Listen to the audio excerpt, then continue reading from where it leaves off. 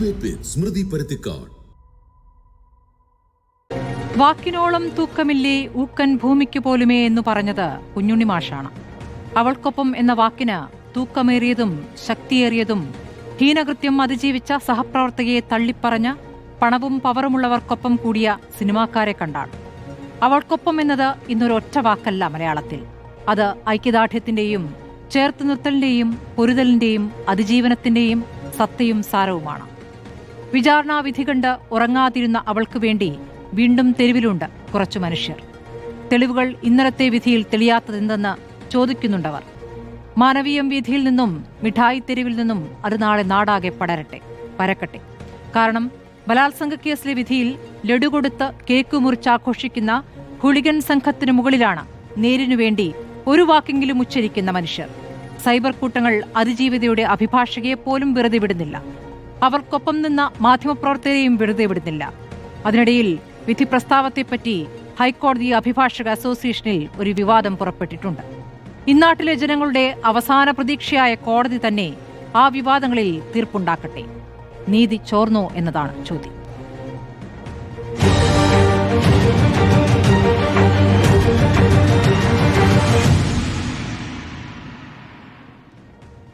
ചർച്ചയിൽ CPM-ൽ നിന്നും വി വസീഫാണ്, കോൺഗ്രസിൽ നിന്നും രാജു പി നായർ, നിർമ്മാതാവ് സജി നന്ദ്യാട്ടുണ്ട്, അഡ്വക്കേറ്റ് ഹരീഷ് വാസ്തവൻ അഭിഭാഷകൻ, ടി ദീപേഷ് സംവിധായകൻ. ഞാൻ ആദ്യം ഹരീഷ് വാസ്തവനിലേക്ക് പോവുകയാണ്.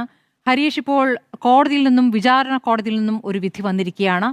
ഇത് കൊട്ടേഷൻ ബലാത്സംഗം എന്ന രാജ്യത്തെ തന്നെ ആദ്യത്തെ കേസ് എന്ന നിലയ്ക്കാണ് രാജ്യമാകെ തന്നെ ചർച്ച ചെയ്തിരുന്നത്. പക്ഷേ ഇപ്പോൾ അതിൽ കൊട്ടേഷൻ ബലാത്സംഗം എന്ന വാക്ക് ഒഴിവാക്കേണ്ട രൂപത്തിലാണ് വിധി വന്നിരിക്കുന്നത്. വിചാരണ കോടതിയിൽ നിന്നും അനീതിയാണ് ഉണ്ടായത് എന്ന് പൊതുസമൂഹം വിശ്വസിക്കുന്നത് എന്തുകൊണ്ടായിരിക്കാം ഹരീഷ്?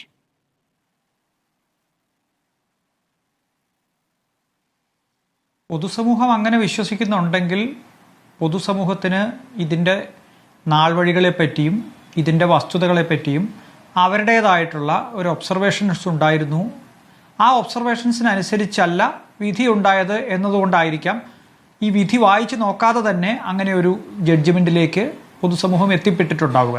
അതിലേറ്റവും പ്രധാനപ്പെട്ടത് ഈ കേസിൻ്റെ ഒരു പ്രത്യേകത, ഇത് ഒരു കൊട്ടേഷൻ റേപ്പ് കേസ് എന്നതിനപ്പുറത്തേക്ക് ഇന്ത്യ കണ്ട മറ്റ് പല പ്രമാദമായിട്ടുള്ള കേസുകളെ അപേക്ഷിച്ച് ഇതിൻ്റെ നാൾവഴികൾ കോടതിയിലെത്തുന്നതിന് മുമ്പ് തന്നെ ജനങ്ങൾക്ക് മുമ്പിലെത്തിയിരുന്നു. ജനങ്ങൾ ഇതിൻ്റെ വസ്തുതകൾ, ഇതിൻ്റെ ഒറിജിനൽ രേഖകൾ വെച്ച് തന്നെ കണ്ടിട്ടുണ്ട്. സാധാരണഗതിയിൽ ഇത്തരം കേസുകൾ നമ്മൾ ലോ കോളേജിൽ പഠിക്കുന്ന കേസുകളായാലും നമ്മൾ അഭിഭാഷക വൃത്തിയിൽ ഏർപ്പെടുമ്പോഴുള്ള കേസുകളായാലും അതിൻ്റെയൊക്കെ പലപ്പോഴും ഒറിജിനൽ റെക്കോർഡ്സ് നമ്മൾ കോടതിയിൽ മാത്രമാണ് കാണുക. അത് കാണാൻ പറ്റുന്ന അഭിഭാഷകർക്കോ വളരെ ക്ലോസ്ഡ് ആയിട്ടുള്ളൊരു ഗ്രൂപ്പിനോ മാത്രമാണ്. ഈ കേസിൻ്റെ ഒരു പ്രത്യേകത അങ്ങനെയല്ല. ഇതിൻ്റെ നാൾവഴികൾ സംഭവിച്ചത് മുഴുവനും പൊതുസമൂഹത്തിലാണ്. ഇതിൻ്റെ ചർച്ചകൾ നടന്നത് മുഴുവനും പൊതുസമൂഹത്തിലാണ്. ഇതിൻ്റെ റെക്കോർഡ്സ് നിങ്ങൾ മാധ്യമങ്ങൾ സാധാരണക്കാർക്ക് പോലും വായിക്കത്തക്ക രീതിയിൽ നിങ്ങളുടെ വെബ്സൈറ്റുകളിലും നിങ്ങളുടെ ടെലിവിഷൻ സ്ക്രീനിലുമൊക്കെ കാണിക്കുകയും അതിൻ്റെ വരികൾ ഉൾപ്പെടെ ആളുകൾ വായിക്കുകയും ചെയ്തിട്ടുണ്ട്. അപ്പോൾ ആളുകൾക്ക് ഓരോരുത്തർക്കും അവരുടേതായിട്ടുള്ള ഒരു ജഡ്ജ്മെൻറ്റിൽ എത്തിച്ചേരാൻ മാത്രം ഇതിൻ്റെ വസ്തുതകൾ നമ്മുടെ മുമ്പിൽ ഉണ്ടായിരുന്നു. ആ വസ്തുതകൾ അനുസരിച്ച് ഈ കേസിൻ്റെ അട്ടിമറിയെ സംബന്ധിച്ചും ഒക്കെ ആളുകൾക്ക് ഒരു സ്വതവേ ഉള്ളൊരു ജഡ്ജ്മെൻ്റ് ഉണ്ടായിരുന്നു.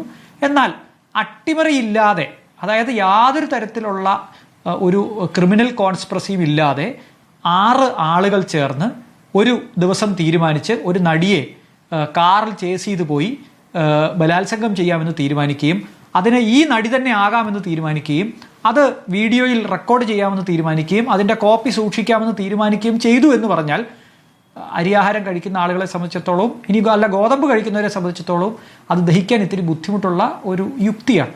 അപ്പം നമ്മൾ ആ വിധിന്യായം കാണുന്നതിന് മുമ്പ് തന്നെ ആദ്യം എത്തിച്ചേരുന്ന ഒരു ചോദ്യം, ആരാണ് ഇതിനകത്ത് പരാജയപ്പെട്ടത് എന്നുള്ളതിനപ്പുറത്തേക്ക് ആ സംവിധാനം പരാജയപ്പെട്ടിരിക്കുന്നു. ഇതൊരു കൊട്ടേഷൻ അല്ലാത്ത കുറച്ച് ഗുണ്ടകൾ മാത്രം ചേർന്ന് തീരുമാനിച്ചിട്ടുള്ള ഒരു കാര്യമാണ്. ഇതിനകത്തൊരു ഗൂഢാലോചന ഇല്ല എന്ന് പറഞ്ഞാൽ, ഗൂഢാലോചന ആരോപിക്കപ്പെട്ട ആളുകൾ ഒരു തരത്തിലും ഇതിനകത്ത് ട്രയൽ നേരിടേണ്ട എന്ന് പറഞ്ഞാൽ സ്വാഭാവികമായിട്ടും അത് യുക്തിക്ക് നിരക്കുന്നതല്ല എന്നാണ് തോന്നുന്നത്. അതുകൊണ്ടാണ് ഇതിനകത്ത് പ്രാഥമികമായി നീതി നഷ്ടപ്പെട്ടു എന്ന് കരുതുന്നത്. പക്ഷേ എന്നെ പോലുള്ള അഭിഭാഷകർ ഈ ഘട്ടത്തിലല്ല കേട്ടോ, ഇതിനേക്കാൾ വളരെ മുമ്പ് തന്നെ ഇതിനകത്ത് നീതി നിഷേധിക്കപ്പെട്ടിട്ടുണ്ട് എന്നുള്ള തോന്നൽ എനിക്കുണ്ടായിരുന്നു. എനിക്ക് മാത്രമല്ല, കേരള സ്റ്റേറ്റിനുണ്ടായിരുന്നു. കേരള സ്റ്റേറ്റ് ഈ കോടതിയുടെ ഇടക്കാല വിധികളെ ചോദ്യം ചെയ്ത് മേൽക്കോടതിയിൽ പോയി അത് ശരിയാണെന്ന് സ്ഥാപിച്ചെടുത്തിട്ടുണ്ട്. ഈ കോടതിയുടെ പല ഒബ്സർവേഷൻസും പല തീരുമാനങ്ങളും ബയാസ്ഡ് ആണ് എന്നുള്ളത്, നേരത്തെ തന്നെ പ്രിജുഡിസ്ഡ് ആണ് എന്നുള്ള ഒരു കേസ് ഗവൺമെന്റിനുണ്ടായിരുന്നു. പ്രോസിക്യൂഷൻ അതുമായിട്ട് കോടതിയിൽ പോയിട്ടുണ്ട്, അതിൽ വിജയിച്ചിട്ടുണ്ട്. അത്തരം പരാമർശങ്ങൾ നീക്കം ചെയ്തതായിട്ട് നമുക്കറിയാം. അതുകൊണ്ട് തന്നെ പല ഘട്ടങ്ങളിലായി ഇതിനകത്ത് നീതിയല്ല നടപ്പാക്കപ്പെട്ടത് എന്ന തോന്നൽ പൊതുസമൂഹത്തിന് മുമ്പാകെ ഉണ്ട്. അഡ്വക്കേറ്റ് ഹരീഷ് വാസവൻ, പൊതുസമൂഹം എന്നതിലപ്പുറം ഒരു അഭിഭാഷകൻ എന്ന നിലയ്ക്ക് കൂടി ചില കാര്യങ്ങളിൽ വ്യക്തത വേണം.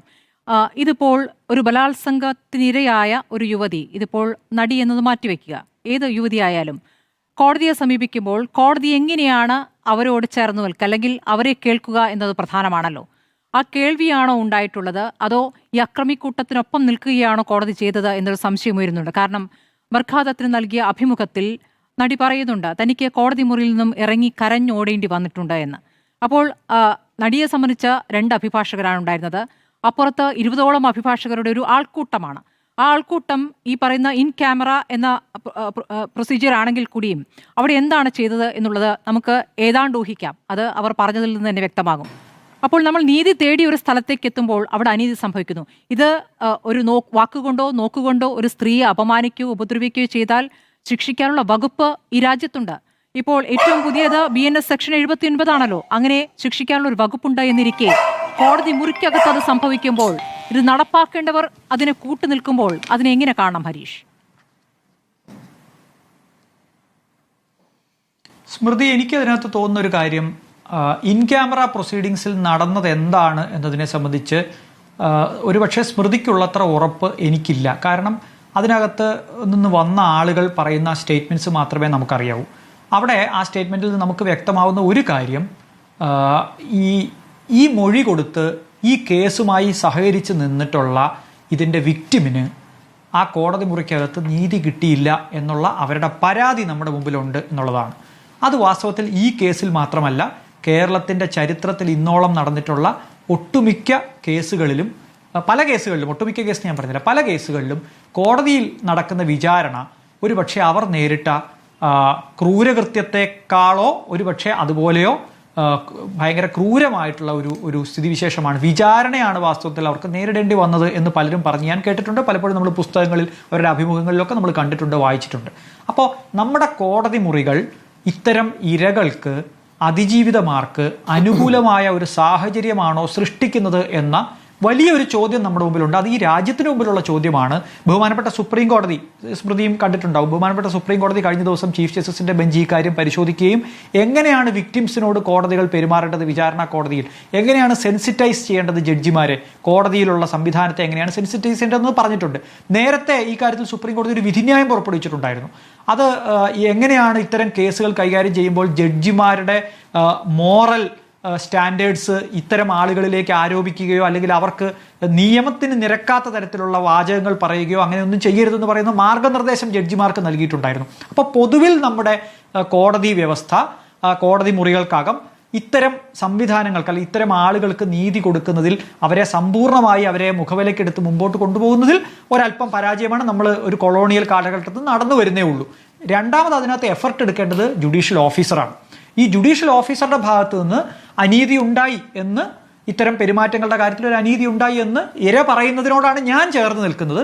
പക്ഷേ അവിടെ ഒരു പ്രധാനപ്പെട്ട ചോദ്യം ബാക്കി നിൽക്കുന്നത്, വിചാരണയുടെ ഭാഗമായി അവർക്ക് ചില ചോദ്യങ്ങൾ നേരിടേണ്ടി വരും എന്നുള്ളതൊരു യാഥാർത്ഥ്യമാണ്. പ്രതിഭാഗത്തിന് ചോദ്യങ്ങൾ ചോദിക്കേണ്ടി വരും. അത് ആക്രോശമായിട്ടുണ്ടെങ്കിൽ അത് തെറ്റാണ്, നമുക്ക് അറിഞ്ഞുകൂടാ.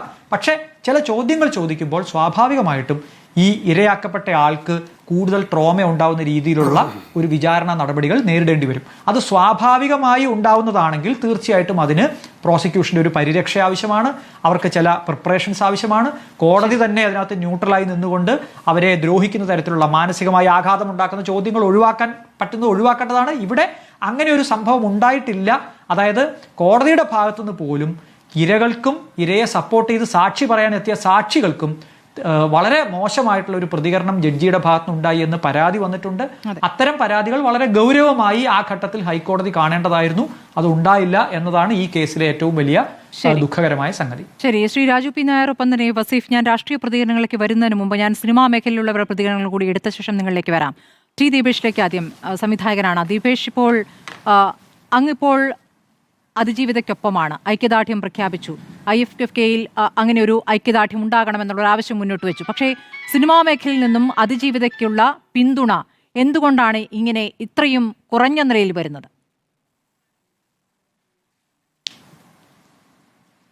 ഇത് ഇന്നുണ്ടായതല്ല. ഈ കേസിൻ്റെ ആദ്യഘട്ടം മുതൽ തന്നെ നമ്മൾ കണ്ടതാണ്. ഇതേ അവസ്ഥയിലായിരുന്നു സിനിമാ മേഖലയിലുണ്ടായിരുന്ന ഒരു വലിയ ശതമാനം ആൾക്കാരും ഇതേ നിലപാടാണ് സ്വീകരിച്ചിട്ടുണ്ടായിരുന്നത്. അത് ഒന്ന്, ഇന്ന് കാണുന്ന ദിലീപ് ആയിരുന്നില്ല അന്നുണ്ടായിരുന്ന ദിലീപ്. അന്ന് ദിലീപ് വളരെ ശക്തനായിരുന്നു, സിനിമാ മേഖലയെ നിയന്ത്രിക്കുന്ന ആളായിരുന്നു. അവിടെ നിന്ന് ദിലീപിനെ ചോദ്യം ചെയ്യാൻ വിളിക്കുമോ എന്ന് തോന്നുന്ന സംശയത്തിൽ നിന്ന് അതെല്ലാം തരണം ചെയ്ത് പ്രതിയാക്കപ്പെടുകയും കോടതിയിലെത്തിക്കുകയും ചെയ്തിട്ടുണ്ട്. അവിടെ നിന്നാണ് ഇപ്പോൾ ഇത് ഇരയാക്കപ്പെട്ട അതിജീവിത പറയുന്നത് പോലെ ആ നീതി കിട്ടിയിട്ടില്ല എന്ന് അവരും കേരളത്തിലെ പൊതുസമൂഹവും വിശ്വസിക്കുന്നിടത്തേക്ക് നമ്മൾ എത്തിയിട്ടുള്ളത്. അപ്പോൾ പഴയ ദിലീപിലേക്ക് ദിലീപ് തിരിച്ചു വരുമോ എന്ന ഒരു പേടിയും അദ്ദേഹത്തിൻ്റെ സാമ്പത്തിക ശേഷിയും അദ്ദേഹം ഉപയോഗിക്കുന്ന ഈ അധികാരങ്ങളെല്ലാം ഉള്ളിടത്ത് ആ രീതിയിലല്ലാതെ മറ്റൊരു പെരുമാറ്റത്തിലേക്ക് വരാൻ ഈ സിനിമാക്കാർ തയ്യാറാവുമെന്ന് വിചാരിക്കുന്നത് വിഡ്ഢിത്തമാണെന്നാണ് ഞാൻ വിചാരിക്കുന്നത്. ഒരിക്കലും അത് ഈ മേഖലയിൽ ഇത്തരം രീതിയിൽ നിൽക്കുന്ന ആളുടെ കയ്യിൽ നിന്ന് നമ്മൾ പ്രതീക്ഷിക്കുന്നത് തന്നെ തെറ്റാണ്. മറ്റൊരു അവസ്ഥ നിങ്ങൾ നോക്കൂ. പറയുന്നവരെല്ലാം പറയുന്നത് ഞങ്ങൾ അതിജീവിതയുടെ കൂടെയാണ്, പക്ഷേ ദിലീപിന് ഇത് കിട്ടിയത് വളരെ ആശ്വാസമാണെന്ന്. ഇത് ഒരരട്ടത്താപ്പായി തന്നെ കൊണ്ടു നടക്കുകയും ഈ IMA പോലുള്ള സംഘടനകൾ മുന്നോട്ട് വയ്ക്കുന്നത്, ഞാൻ അന്നേ പറഞ്ഞതാണ്, ഞാൻ ഈ നടി ആക്രമിക്കപ്പെട്ട അന്ന് പറഞ്ഞതാണ്, ഈ 12 മണിക്ക് കോഴി ബിരിയാണി വരുന്നതോടുകൂടി ഈ തീരുന്ന ഒരു സംഘടനയാണ്, ഭക്ഷണം കഴിച്ച് പിരിക്കുന്ന ഒരു സംഘടനയാണ് ഈ പറയുന്ന താരസംഘടന എന്നൊക്കെ പറയുന്നത്. അതൊന്നും ഈ പൊതുജനങ്ങളുടെ ഇടയിൽ വലിയ സ്വാധീനമുണ്ടാക്കുകയോ അല്ലെങ്കിൽ പൊതുജനങ്ങൾക്ക് എന്തെങ്കിലും ഗുണമുള്ള പ്രവർത്തനത്തിൽ ഏർപ്പെട്ടവരൊന്നുമല്ല. അത് അവരുടെ ഒരു അടച്ചിട്ട മുറിയിൽ നടക്കുന്ന ഒരു ജനാധിപത്യവുമില്ലാത്ത ഒരു സംവിധാനത്തിനകത്ത് നിന്ന് പറയുന്നതാണ്. അവരെല്ലാം ഈ പറയുന്ന ഒരു പുരുഷ മേധാവിത്വത്തിൻ്റെ കീഴിൽ വർക്ക് ചെയ്യുന്ന ഒരു സംഘടന തന്നെയാണ്. നമ്മളിപ്പോൾ അതിൽ സ്ത്രീകളുണ്ട് വന്നിട്ടുണ്ടെന്ന് വളരെ ആവേശത്തോടു കൂടി 1-2 മാസം മുമ്പേ പറഞ്ഞതാണ്. പക്ഷെ എന്താണ് ഉണ്ടായിട്ടുള്ളത്? അവരുടെ പെരുമാറ്റം എന്താണ്? അവരെടുത്ത നിലപാടെന്താണ്? തികച്ചും പുരുഷ മേധാവിത്വത്തിൽ നിയന്ത്രിക്കപ്പെടുന്ന സംഘടനയായിട്ട് തന്നെ വേണം അതിനെ കാണാൻ. ശരി, ഞാൻ സജി നന്ദ്യാട്ടിലേക്ക് പോകുന്നു. ശ്രീ സജി നന്ദ്യാട്ട്, ഇപ്പോൾ ദിലീപ് ഇപ്പോൾ പുറത്തു വന്ന ശേഷം, ദിലീപ് നിരപരാധിയാണ് എന്ന് കോടതി വിധിച്ച ശേഷം നിങ്ങളുടെ മുഴുവൻ സംഘടനകളും, സിനിമാ മേഖലയിലെ മുഴുവൻ സംഘടനകളും വളരെ പെട്ടെന്ന് യോഗം ചേരുകയും ദിലീപിനെ തിരിച്ചെടുക്കുന്ന ആലോചനകളിലേക്ക് കടക്കുകയും ചെയ്യുകയാണ്. എന്താണ് അതിനുള്ള യഥാർത്ഥ കാരണം, ശ്രീ സജി നന്ദ്യാട്ട്? ശ്രുതി, നമുക്ക് 8.5 വർഷമായില്ലേ നമ്മൾ ഒക്കെ ഇത് ചർച്ച ചെയ്യുന്നു. പ്രത്യേകിച്ച് സ്മൃതി ഞാനൊക്കെ എത്രയോ നാളുകളല്ലേ ചർച്ചയിലിരുന്നിട്ടുണ്ട്. സ്മൃതി, നിങ്ങളുടെ ഡ്രോൺ തിരിച്ചു വന്നായിരുന്നു നമ്മുടെ ദിലീപിൻ്റെ അടുക്കളയ്ക്കകത്ത്. പപ്പടമാണോ അത് മറ്റേ ഉരുളക്കിഴങ്ങാണെന്ന് അറിയാൻ പോയി ദിലീപിൻ്റെ സെപ്റ്റി ടാങ്കിൻ്റെ അളവെടുക്കാൻ ഡ്രോൺ തിരിച്ചു വന്നോ, അതോ ഇസ്രായേൽ വെടിവെച്ചിട്ടോ? നിങ്ങൾക്ക് നാണമുണ്ടോ? നാണം. റിപ്പോർട്ടർ ചാനൽ എന്ന് പറയുന്ന ചാനലിന് നാണമുണ്ടോ? ലജ്ജ, സ്വല്പം ഉളുപ്പുണ്ടോ? ആദ്യത്തെ ചോദ്യമാണ്.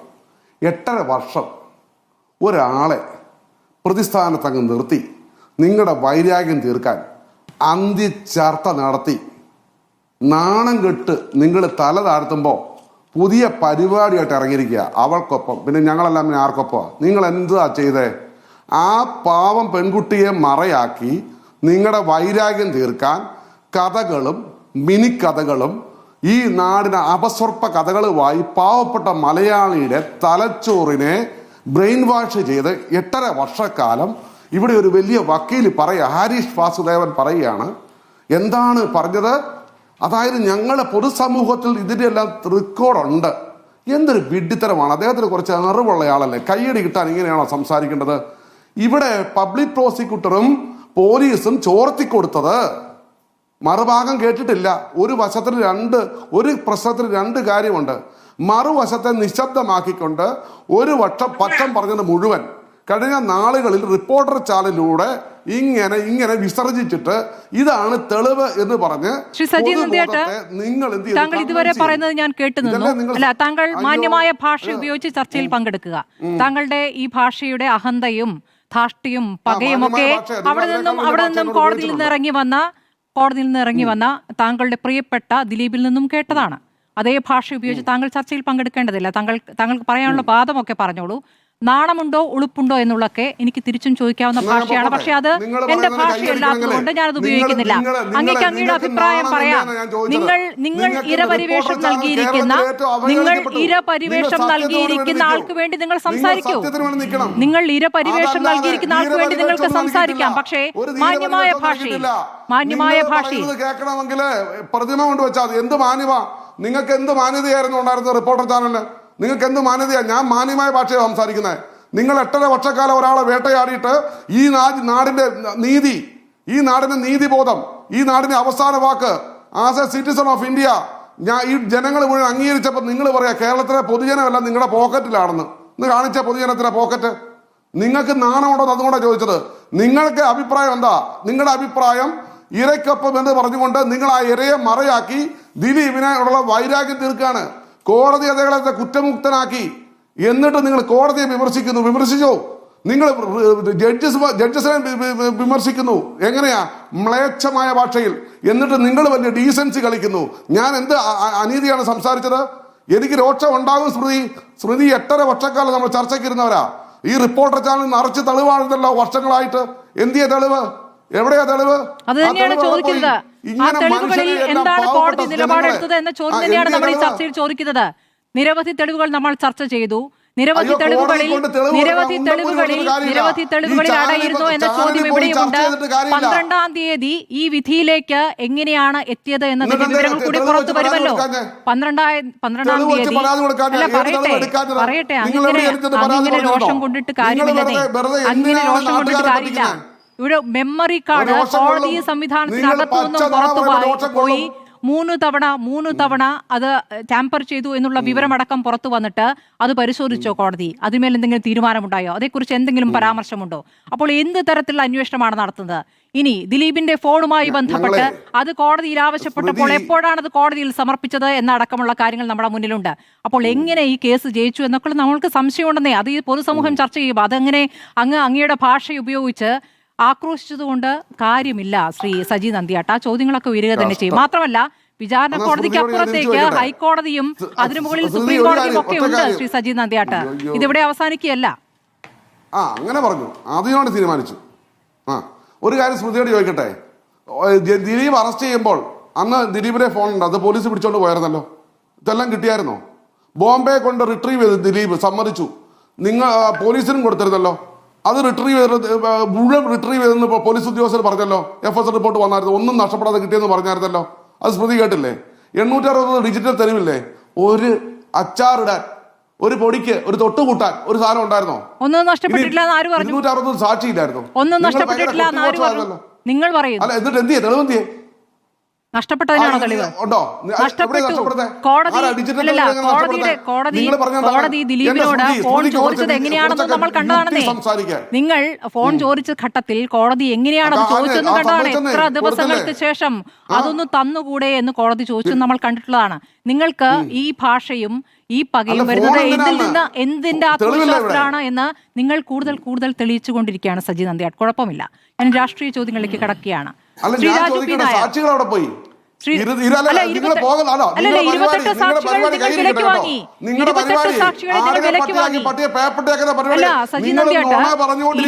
സാക്ഷികളെ നിങ്ങൾ വിലക്ക് വാങ്ങി ശ്രീ സജി നന്ദിയാട്ട്. 28 സാക്ഷികളെ നിങ്ങൾ വിലക്ക് വാങ്ങി. ബാക്കി സാക്ഷികൾ കാശിക്ക് പോയോ? 233 സാക്ഷികൾ കാശിക്ക് പോയോ? സാക്ഷികൾ പറഞ്ഞത് കോടതി പരിഗണിച്ചു എന്നുള്ളതാണ് ചോദ്യം. അതിൽ ചിലർ ഇപ്പോഴും പറയുന്നുണ്ട്. അതിലിപ്പോഴും ചിലർ പുറത്തു വന്ന് പറയുന്നുണ്ട്. ഞങ്ങൾക്കാർക്കും ദിലീപ് എന്ന നടനോട് പ്രത്യേക താല്പര്യമോ താല്പര്യക്കേടോ ഉണ്ടാക്കാനുള്ള ഒരു കാരണവുമില്ല. പൊതുസമൂഹത്തിന് ബോധ്യമുണ്ട്. അതാണ് പൊതുസമൂഹം ചാനലിന്റെ റൂമിൽ ഇരുന്നുകൊണ്ടേ അന്തിച്ചർച്ചയല്ല ഇവിടുത്തെ ഈ രാജ്യത്തിന്റെ നിയമം തീരുമാനിക്കുന്നത്. അന്തിച്ചർച്ചയല്ല ഈ രാജ്യത്തെ തീരുമാനിക്കുന്നത്. നിങ്ങളെ പോലെയുള്ള അന്തിച്ചർച്ചകരല്ല ഈ രാജ്യത്തെ നിയമം തീരുമാനിക്കുന്നത്. ഇവിടുത്തെ കോടതികളാണ്. ശരി, കോടതികളാണ് കോടതി വിചാരണ കോടതിയിൽ അവസാനിക്കുന്നതല്ല നിയമ സംവിധാനം. അതുകൊണ്ടാണ് ഇനിയും മുന്നോട്ട് പോകാനും മുന്നിലേക്ക് പോകാനും ഒക്കെ സാധിക്കും. കോടതി വിധികളെ മാനിക്കാത്തവർ ഈ രാജ്യം വിട്ടു പോകണം. ഈ രാജ്യത്തെ പൗരന്മാരല്ല, ഈ രാജ്യം വിട്ടു പോകണം. കോടതി വിധിയെ മാനിക്കാത്തവർ ഈ രാജ്യം വിട്ടു പോകണം. നിങ്ങൾ കോടതി വിധിയെ മാനിക്കുന്ന രാജ്യം വിട്ടു പോകണം. നിങ്ങൾക്ക് ദിലീപിനെ ശിക്ഷിക്കാത്തതിൽ വലിയ വലിയ വിഷമാ. ദിലീപിന്റെ പുതിയ പടത്തിന്റെ പേരങ്ങ് പറഞ്ഞാൽ മതി, ബബ്ബപ്പാ. ഇത് ആരോടാ പറയുന്നത്? പൊതുസമൂഹം മുഴുവൻ റിപ്പോർട്ടർ ചാനൽ വന്ന് പറഞ്ഞു. എന്നാ പറഞ്ഞു? ഇങ്ങനെ നിങ്ങൾ നിഷ്പക്ഷരായി സംസാരിക്കണം. ഒരു പ്രശ്നത്തിന് രണ്ട് വശമുണ്ട് ശ്രുതി. ആ രണ്ടു വശം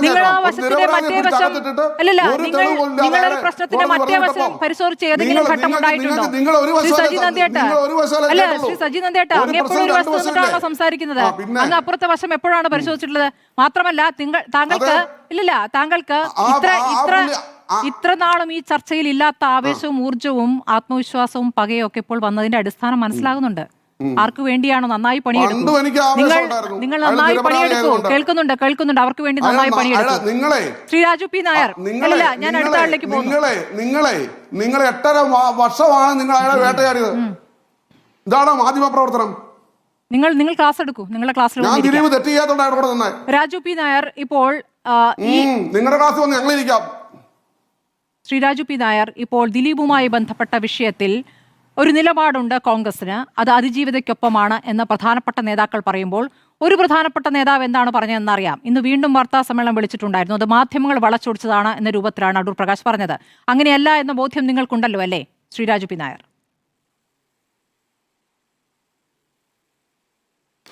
അല്ല, അങ്ങനെയല്ലാന്ന് ബോധ്യമുള്ളത് കൊണ്ടാണല്ലോ അദ്ദേഹം തിരുത്തിയത്. തീർച്ചയായിട്ടും അതിനകത്ത് പാർട്ടിയുടെ നിലപാട് വളരെ വ്യക്തമാണ്. ഇത് ആദ്യം മുതൽ തന്നെ ഈ കേസ് ഉണ്ടാവുമ്പോൾ തന്നെ അതിൽ നിർണായകമായ ഒരു പങ്ക് വഹിച്ചത്, ആ കേസ് ഇത്തരത്തിൽ വരുന്നതിന് ഏറ്റവും നിർണായകമായ ആ അതിജീവിതയ്ക്ക് ധൈര്യം കൊടുത്തുകൊണ്ട് ഒരു നിയമപ്രക്രിയയിലേക്ക് കൊണ്ടുവന്നതിന് മുന്നിൽ നിന്നത് PT തോമസ് ആയിരുന്നു, ഇല്ലേ? അതിജീവിത തന്നെ പിന്നീട് ഒരിക്കൽ PT തോമസ് മരണപ്പെടുമ്പോഴും എല്ലാം അവരുടെ ആ അന്ന് നടന്ന സംഭവങ്ങളെ കുറിച്ച് അവർ സൂചിപ്പിക്കുകയുണ്ടായി. അതുമാത്രമല്ല, അന്നത്തെ KPCC പ്രസിഡന്റ് VM സുധീരൻ ഉൾപ്പെടെ മുഴുവൻ നേതാക്കന്മാരും, കോൺഗ്രസിന്റെ മുഴുവൻ നേതാക്കന്മാരും ഇപ്പോഴാണല്ലോ ഈ പറയുന്ന ദിലീപിന്റെ ഇതിന് മാറി അതിജീവിതയ്ക്ക് കുറെ കൂടി പിന്തുണയൊക്കെ വരുന്നത്. അന്ന് ഈ ദിലീപിന്റെ ഈ PR കൂട്ടം വലിയ രീതിയിൽ ദിലീപിന് വേണ്ടി വാദിച്ചുകൊണ്ടിരിക്കുമ്പോഴും കോൺഗ്രസ് വളരെ സുവ്യക്തമായ നിലപാടെടുത്ത് ആ അതിജീവിതക്കൊപ്പം തന്നെയല്ലേ ഇരുന്നത്. അപ്പൊ അതുകൊണ്ട് ഞങ്ങളെ സംബന്ധിച്ചോളം അതിജീവിതയ്ക്കൊപ്പമാണ് ഞങ്ങളുടെ നിലപാട്. ആരെങ്കിലും ഒരാൾ അതിനകത്ത് വിഭിന്നമായ ഒരു അഭിപ്രായം പറഞ്ഞാൽ അയാളെ തിരുത്തി എന്നുള്ളത് തന്നെ ഞങ്ങളുടെ നിലപാടിന്റെ ദൃഢതയുടെയും ആ നിലപാടിന്റെ ആത്മാർത്ഥതയുടെയും പ്രതീകമാണ്. അപ്പൊ അതുകൊണ്ട് നിങ്ങൾ സൂചിപ്പിച്ച പോലെ തന്നെ അഭിപ്രായം പറഞ്ഞപ്പോ അതിനെ തിരുത്തിയിട്ടുണ്ട്. ശരി, അടൂർ പ്രകാശ് മാത്രമല്ലല്ലോ, കോൺഗ്രസിൽ പല നേതാക്കളും പല ഘട്ടങ്ങളിൽ വ്യത്യസ്ത അഭിപ്രായം പറയുന്നുണ്ട്. ഇപ്പോൾ ആലുവ കേന്ദ്രീകരിച്ച് ചില നേതാക്കൾ ഈ ഘട്ടത്തിൽ, അതായത് ഇപ്പോൾ ഈ ഗൂഢാലോചനയിൽ പങ്കുണ്ട് എന്ന് തെളിയിക്കുന്നതിന് മുൻപ് തന്നെ ജാമ്യത്തിലിറങ്ങിയ ഘട്ടത്തിൽ തന്നെ ഒരു പരിപാടിയിൽ പങ്കെടുക്കുകയും ഒരുമിച്ച് ഫോട്ടോകൾ എടുക്കുകയും ഒക്കെ ചെയ്തതിൽ വനിതാ നേതാക്കൾ അടക്കമുണ്ട്. അപ്പോൾ അത്തരം കാര്യങ്ങൾ കൂടിയുണ്ട്. ഇപ്പോൾ കോൺഗ്രസിൽ നിങ്ങൾ 2-3 നേതാക്കൾ, മുതിർന്ന നേതാക്കൾ, ഇതല്ല ഞങ്ങളുടെ നിലപാട് അതിജീവിതയ്ക്കൊപ്പമാണ് എന്ന് പറയുമ്പോഴും വ്യത്യസ്ത സ്വരങ്ങൾ നിങ്ങൾ പറയുന്ന നിലപാടിന് വിരുദ്ധമായിട്ടുള്ള പ്രതികരണങ്ങൾ വരുന്നുണ്ട്, പല ഘട്ടങ്ങളായി വരുന്നുണ്ട്. സ്മൃതി, ആരെങ്കിലും അയാൾ താമസിക്കുന്ന ആ പരിസരത്ത് അല്ലെങ്കിൽ ആ സമൂഹത്തിൽ ഏതെങ്കിലും ഭാഗത്ത് ചാർജ് ഷീറ്റ് ചെയ്യപ്പെട്ട ഒരാള് വരുന്നുണ്ടെങ്കിൽ അവരോടൊപ്പം ഒന്നും നിൽക്കാൻ പാടില്ലെന്നൊക്കെ പറയുന്നത് നിങ്ങൾ വല്ലാതെ അത് എന്താ പറയുക, ഒരു അപഹാസ്യമായ രീതിയിലേക്ക് കൊണ്ടുപോവാണ്. കേരളത്തിന്റെ മുഖ്യമന്ത്രിയല്ലേ ബലാത്സംഗ കേസിൽ ചാർജ് ഷീറ്റ് ചെയ്യപ്പെട്ടിരിക്കുന്ന ഒരാളുടെ കൈപിടിച്ച് കഴിഞ്ഞ ദിവസം കാണിച്ചത്, അല്ലെ? അതും ഇത്രയും വലിയ വിഷയങ്ങൾ നടന്നുകൊണ്ടിരിക്കുമ്പോ മുഖ്യമന്ത്രി ഒരു ബലാത്സംഗ കേസിലെ പ്രതിയുടെ കൈ കൊടുക്കുന്ന ചിത്രം നിങ്ങൾ കണ്ടില്ലേ? അങ്ങനെയാണെങ്കിൽ നിങ്ങൾ അപ്രസക്തരായിട്ടുള്ള ആരെങ്കിലും ഒക്കെ, അല്ലെങ്കിൽ വളരെ ചെറിയ ഒരു ഔദ്യോഗിക ഇതിലിരിക്കുന്ന ആൾക്കാരുടെയാണോ, അതോ കേരളത്തിന്റെ ആഭ്യന്തരമന്ത്രി ഒരു പ്രതിക്ക് കൊടുക്കുന്ന പിന്തുണയാണോ പറയേണ്ടത്? അതല്ലേ ഏറ്റവും വലിയ ചതി. അതുമാത്രമല്ലല്ലോ, ഈ കേസിന്റെ തുടക്കം മുതൽ ഇങ്ങോട്ടേക്കെല്ലാം ഈ അതിജീവിതയെ സംശയത്തിന്റെ നിഴലിൽ നിർത്തിയതും അവർക്കെതിരെ രാഷ്ട്രീയ ആരോപണങ്ങൾ ഉന്നയിച്ചതും കേരളത്തിലെ LDFന്റെ നേതാക്കന്മാരല്ലേ? കോടിയേരി ബാലകൃഷ്ണൻ, അതുപോലെ തന്നെ ആന്റണി രാജു, അതുപോലെ തന്നെ MM മണി, ഇവരെല്ലാം അതിജീവിതക്കെതിരെ രാഷ്ട്രീയമായ ദുഷ്ടലാക്കുണ്ട് എന്ന് ആരോപിച്ചില്ലേ 2022-ൽ? അവർ ഹൈക്കോടതി പോയപ്പോ എന്താ പറഞ്ഞത്? ഈ അതിജീവിത ഇപ്പോൾ ഈ ഹൈക്കോടതിയിലേക്ക് പോകുന്നത് രാഷ്ട്രീയ ദുഷ്ടലാക്കാണെന്നാണ് കോടിയേരി ബാലകൃഷ്ണൻ പറഞ്ഞത്, ഇല്ലേ? എം മണി അവരെ അധിക്ഷേപിച്ചില്ലേ? ആന്റണി രാജു അധിക്ഷേപിച്ചില്ലേ? EP ജയരാജൻ അധിക്ഷേപിച്ചില്ലേ? എന്തുകൊണ്ട് അതൊക്കെ തള്ളിക്കളഞ്ഞത് ചെയ്യണം? കാരണം ജനങ്ങളെ സംബന്ധിച്ചോളം കൃത്യമായിട്ട് അതിജീവിതയ്ക്കൊപ്പമാണ് എന്നുള്ളതുണ്ട്. നിങ്ങളും അതിജീവിതയ്ക്ക് നീതി കിട്ടുകയാണ് പൊതു താല്പര്യം, അവരുടെ ഒപ്പമാണെന്നുണ്ടെങ്കിൽ വിഭിന്ന അഭിപ്രായങ്ങളെ പർവ്വതീകരിക്കുകയല്ല, മറിച്ചൊരു പ്രസ്ഥാനത്തിന്റെ നിലപാട് ഉയർത്തിപ്പിടിക്കുക.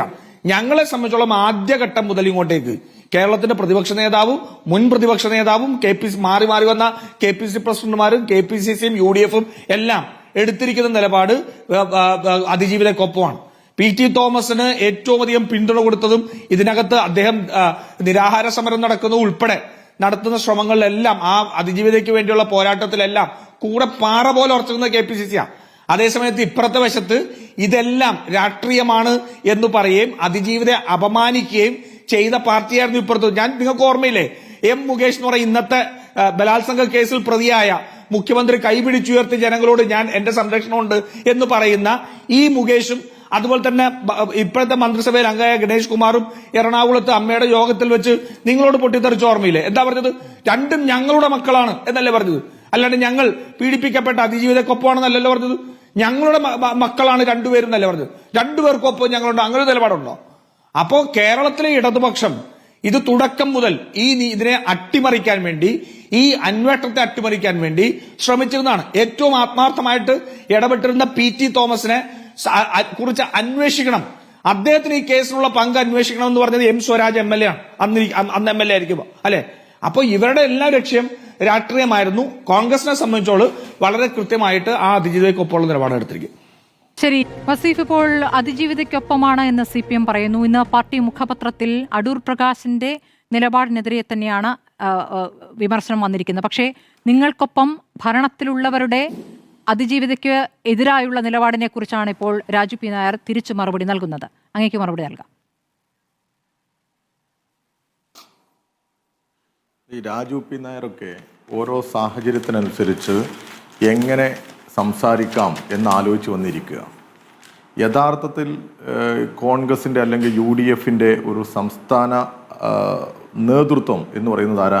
UDF കൺവീനർ അല്ലേ അടൂർ പ്രകാശ്. അദ്ദേഹം എന്താ കഴിഞ്ഞ ദിവസം പറഞ്ഞത്?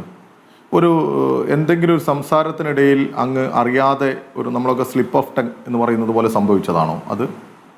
കേരളത്തിലെ പോലീസ് ഏതോ കുറച്ച് ആളുകൾക്കെതിരെ കേസെടുക്കാനായിട്ട് നടക്കുന്ന ഒരു പ്രത്യേക വിഭാഗമാണ്. ആ തരത്തിലല്ലേ സംസാരിച്ചത്? അങ്ങനെ പോകുന്നു അദ്ദേഹത്തിൻ്റെ സ്റ്റേറ്റ്മെൻറ്റ്. അദ്ദേഹം ഇവിടെ മാത്രമാണോ ആ സ്റ്റേറ്റ്മെൻറ്റ് പറഞ്ഞത്? ഈ ഒരു വിഷയത്തിൽ മാത്രമാണോ? രാഹുൽ മാങ്കൂട്ടം എന്ന് പറയുന്ന കോൺഗ്രസ് പുറത്താക്കിയ, കോൺഗ്രസിനകത്ത് തന്നെ കുറേ ദിവസങ്ങളായി മാസങ്ങളായി പരാതികൾ വന്നുകൊണ്ടിരുന്നു എന്ന് സാക്ഷാൽ രമേശ് ചെന്നിത്തല തന്നെ പറഞ്ഞ ഒരു ആൾക്കെതിരെ, MLAക്കെതിരെ അദ്ദേഹം എന്താ പറഞ്ഞത്? അതെന്തോ AI നിർമ്മിതമായിട്ടുള്ള ശബ്ദമാണ് എന്നല്ലേ പറഞ്ഞത്? എത്ര ലാഘവത്തോടു കൂടിയാണ് ഈ വിഷയങ്ങളെ അദ്ദേഹം തിരിച്ചു കൊണ്ടുപോകാൻ ശ്രമിച്ചത്? അത് വെറുതെ പറഞ്ഞതാണ് എന്ന് നമുക്ക് വിശ്വസിക്കാൻ പറ്റുമോ? എന്നിട്ട് ഞാൻ പറഞ്ഞതിനെ മാധ്യമങ്ങൾ വളച്ചൊടിച്ചു എന്ന് പറയുമ്പോൾ നമുക്ക് അതിനെ അംഗീകരിച്ചു കൊടുക്കാൻ പറ്റുമോ? അദ്ദേഹം പറഞ്ഞ ഓരോന്ന് എടുക്കണ്ടേ നമുക്ക്? രാഹുൽ കേസിലെ അതിജീവിതയെ അദ്ദേഹം അതുപോലെ തന്നെ പറഞ്ഞു. ആ അതിജീവിതയെ അപമാനിക്കുന്നതോടൊപ്പം തന്നെ ഇത് CPMന്റെ ഗൂഢാലോചനയാണ് എന്നുകൂടി പറഞ്ഞു വെച്ചില്ലേ? CPMന്റെ ഗൂഢാലോചനയാണ്. നേരത്തെ AI നിർമ്മിത വോയിസാണ്, AI നിർമ്മിത ദൃശ്യങ്ങളാണ് എന്ന് പറഞ്ഞ അതേ നേതാവ് വീണ്ടും പറഞ്ഞു CPMന്റെ ഗൂഢാലോചനയാണ് എന്ന്. പിന്നെ അപ്പീൽ പോകുന്നത്, ഈ വിഷയത്തിൽ സർക്കാർ അപ്പീൽ പോകും എന്ന് ആലോചിക്കുന്ന സമയത്ത്, അല്ലെങ്കിൽ ആ തരത്തിലുള്ള സംസാരം ഉണ്ടാകുന്ന സമയത്ത് ഇദ്ദേഹം എന്താ പറഞ്ഞത്? സാക്ഷാൽ അടൂർ പ്രകാശ് സർക്കാരിന് വേറെ പണിയില്ലാഞ്ഞിട്ടാണ്. എങ്ങനെയുണ്ട്? സർക്കാരിന് വേറെ പണിയില്ലാത്തത് കൊണ്ട് അപ്പീലിന് പോവുകയാണോ? ഇദ്ദേഹം ആരാണ്? MP ആണ്, കേരളത്തിലെ കോൺഗ്രസിന്റെ UDFിന്റെ കൺവീനറാണ്. എന്നിട്ട് ആ തരത്തിലുള്ള ഒരു പ്രതികരണമോ പ്രതിഷേധമാണോ ഉയർന്നു വന്നത്? അങ്ങനെയല്ലല്ലോ വന്നത്. ഞാൻ ദിലീപുമായി വ്യക്തിപരമായി നല്ല അടുപ്പം, അതോടൊപ്പം തന്നെ ദിലീപിന് നീതി ലഭിച്ചു എന്നൊക്കെ പറഞ്ഞ് അങ്ങനെ ദീർഘനേരമായി ഉള്ള അദ്ദേഹത്തിന്റെ സംസാരമാണ്. പക്ഷേ വസീഫ്, അപ്പോൾ കോൺഗ്രസ് നേതാക്കൾ പെട്ടെന്ന് ഇടപെടുകയും ദീപാദാസ് മുൻഷി അടക്കം ഇടപെടുകയും തിരുത്തിച്ച് പ്രതികരിക്കണമെന്ന് പറയുകയും അടുത്ത ഘട്ടത്തിൽ തന്നെ ഘടകം മറിഞ്ഞുള്ള പ്രതികരണം നമ്മൾ കണ്ടല്ലോ. അദ്ദേഹത്തിന് ഉള്ളിൽ നിന്ന് വന്നതായാലും അല്ലെങ്കിലും പാർട്ടി തിരുത്തിച്ചു എന്നുള്ളൊരു കാര്യം അവിടെ നിൽക്കുന്നു. മുകേഷ് ഇന്നലെ നടത്തിയ പ്രതികരണം എന്താണ്? ഇപ്പോൾ പോലീസിലെ ക്രിമിനൽ എന്ന ദിലീപിന്റെ പരാമർശത്തെക്കുറിച്ച് മാധ്യമങ്ങൾ ചോദിക്കുമ്പോൾ അദ്ദേഹം പറയുന്നത് അതാണല്ലോ ഇപ്പോൾ കണ്ടുവരുന്നത് എന്നാണ്. അപ്പോൾ എന്താണ് ഇപ്പോൾ ഇടതുപക്ഷ MLA ഉദ്ദേശിച്ചിരിക്കുന്നത്?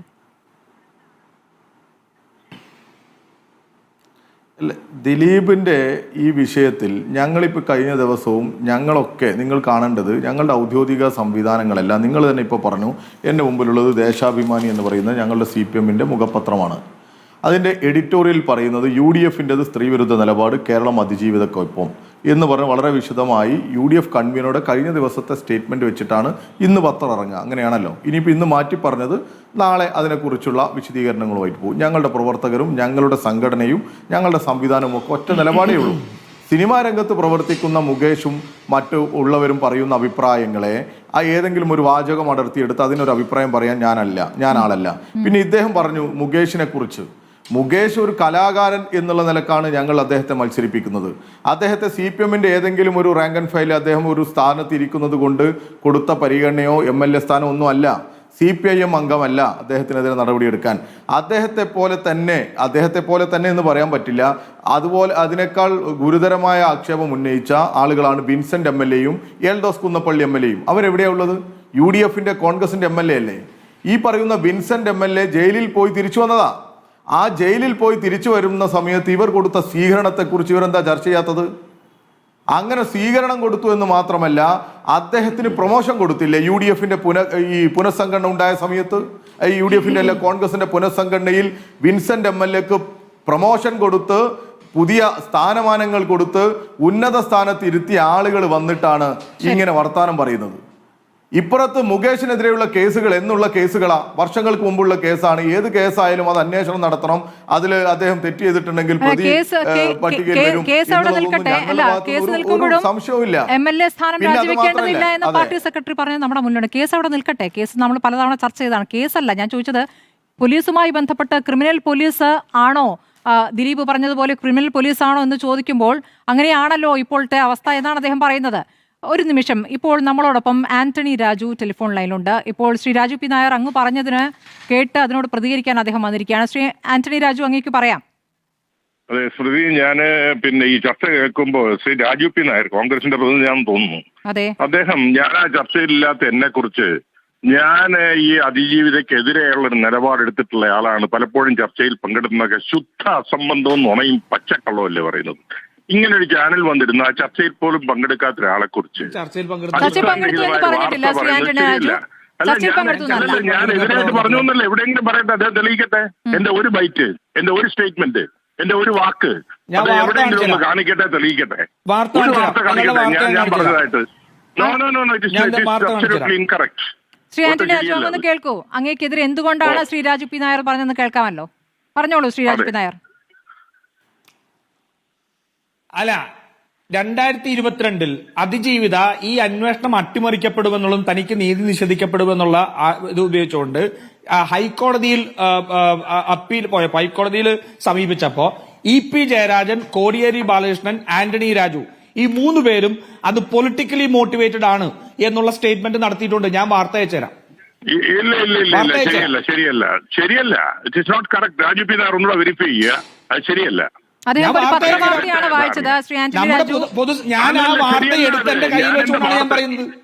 എന്റെ ബൈറ്റ് കാണിക്കട്ടെ, അല്ലെങ്കിൽ എന്റെ ഒരു സ്റ്റേറ്റ്മെന്റ് കാണിക്കട്ടെ. ചുമ്മാ അദ്ദേഹം എവിടെയെങ്കിലും ആരെങ്കിലും എഴുതി വിടുന്ന ഒരു സെന്റൻസ് എടുത്ത് വായിച്ചാൽ അത് എന്റെ ബൈറ്റോ എന്റെ സെന്റൻസോ എന്റെ സ്റ്റേറ്റ്മെന്റോ കാണിക്കട്ടെ.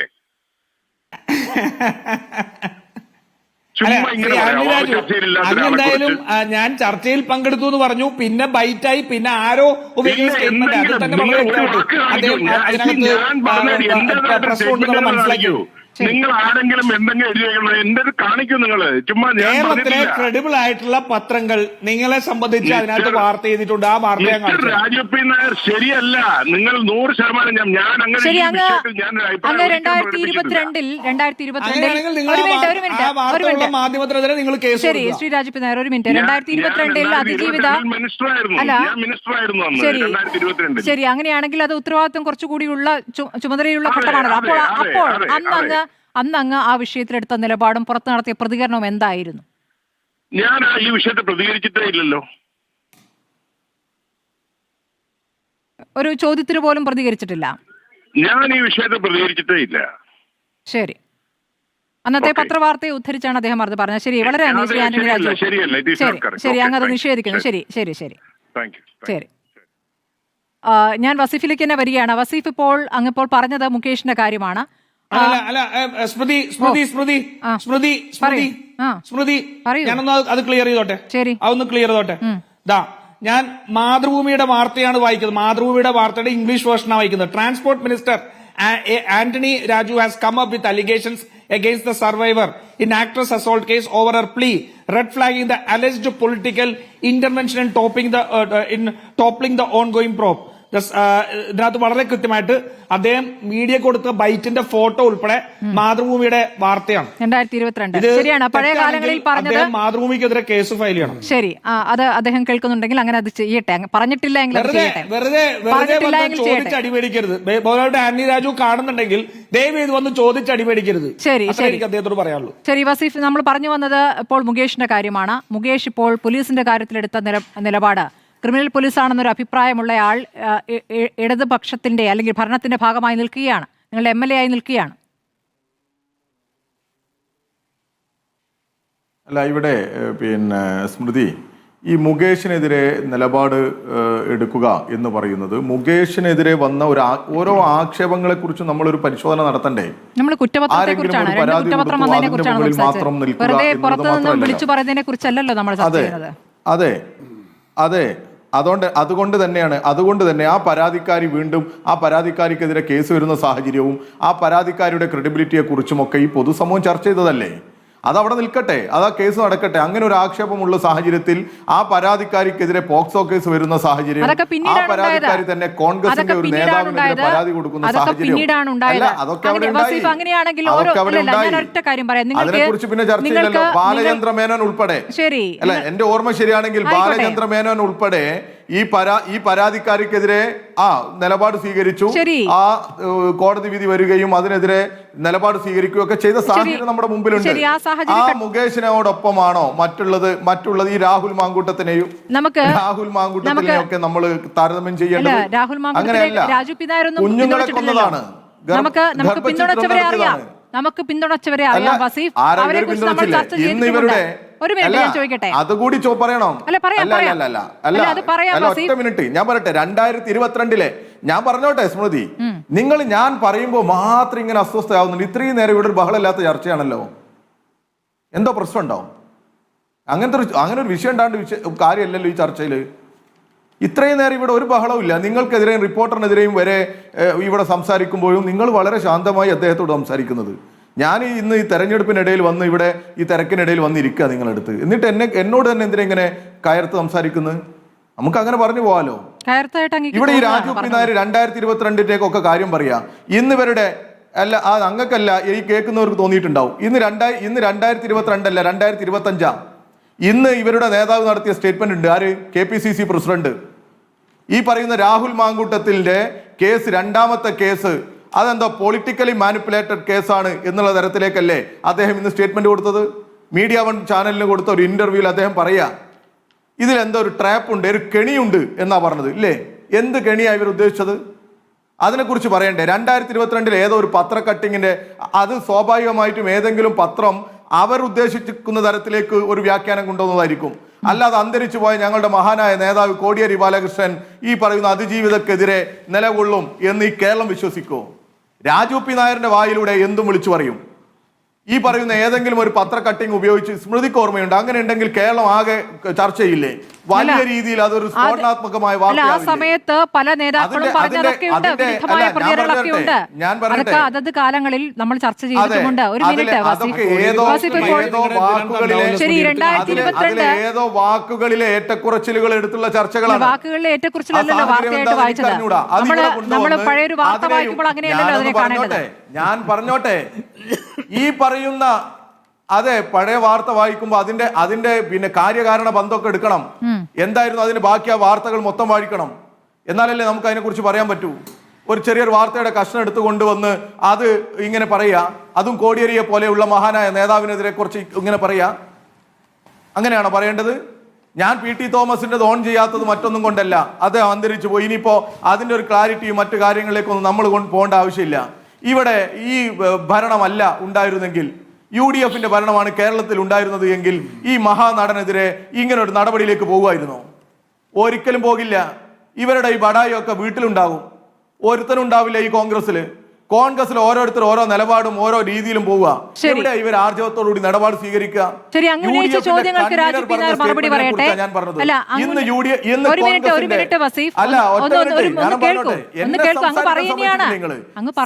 ജോസഫ് എന്ന് പറയുന്ന ഇവരുടെ സംസ്ഥാന പ്രസിഡന്റ്, അതിനെക്കുറിച്ച് ശരിക്കും നിങ്ങൾ ചർച്ച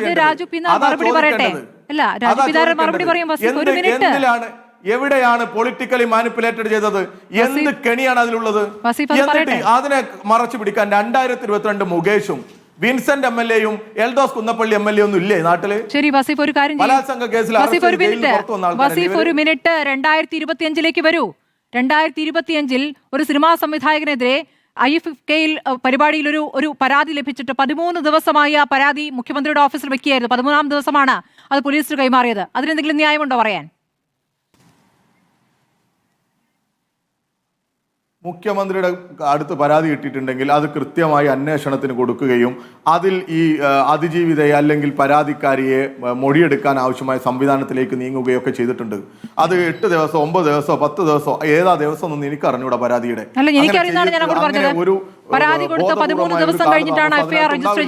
അങ്ങനെ മെയിലയച്ച ഏതെങ്കിലും അല്ല, FIR രജിസ്റ്റർ ചെയ്യുമ്പോൾ അന്വേഷണം നടത്തണ്ടേ? പരാതി കൊടുത്ത് അപ്പൊ തന്നെ മിനിറ്റിൽ തന്നെ FIR ഇടുവോ? അങ്ങനെ ഉണ്ടോ? ഞാൻ കേട്ടിട്ടില്ല. FIR ഇടാ, അതിന്റെ അന്വേഷണം നടത്തണം. അന്വേഷണം നടത്താൻ പരാതിക്കാരി പറയാമോ? എനിക്കറിഞ്ഞൂടാ എന്തൊക്കെയാണ്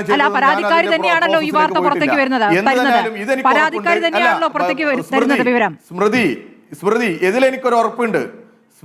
എനിക്ക് ഇതിലൊരു ഉറപ്പുണ്ട്. മുഖ്യമന്ത്രിക്ക് പരാതി കൊടുത്തിട്ടുണ്ടെങ്കിൽ അത് പോലീസിലേക്ക് എത്തിയിട്ടുണ്ടാകും. അതിൽ കൃത്യമായ അന്വേഷണം നടക്കും. അതിൽ കുറ്റക്കാർക്കെതിരെ നടപടി സ്വീകരിക്കും.